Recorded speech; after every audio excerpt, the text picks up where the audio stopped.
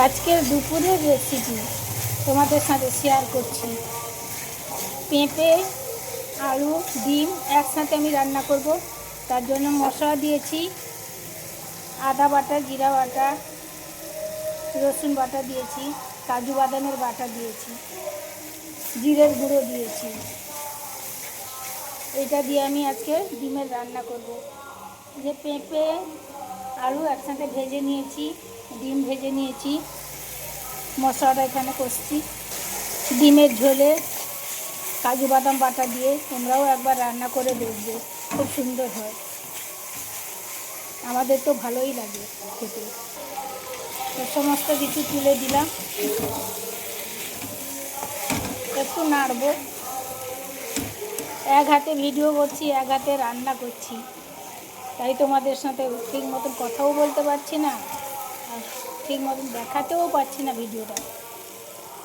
এপাশে ভাত বসিয়েছি, ভাত ফুটছে।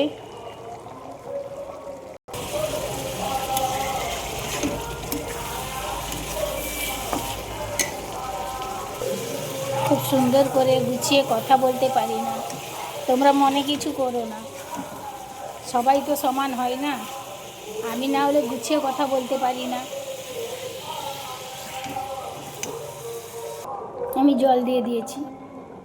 বাড়ির রান্না যেদিন যেই রকম হয় সেই রকম রান্না করি।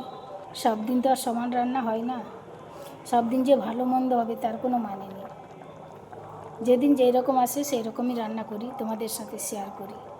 তোমাদের যদি ভালো লেগে থাকে লাইক কমেন্ট করবে, পাশে থাকবে। এই যে আমার এ পাশে দেখো ভাতও হয়ে গেছে। দেখো বন্ধুরা, আমি রান্নাটা এখানেই শেষ করলাম। এইভাবে জুস রাখবো, আর বেশি মারবো না, দুপুরে ভাতের সাথে খাবো তো। রান্নাটা আমার হয়ে গেছে, তরকারিটা ঢেলে নিয়েছি। দেখো, শুভ দুপুরের শুভেচ্ছা ও ভালোবাসা সবাইকে জানাই। সবাই পাশে থেকো, পাশে আছি।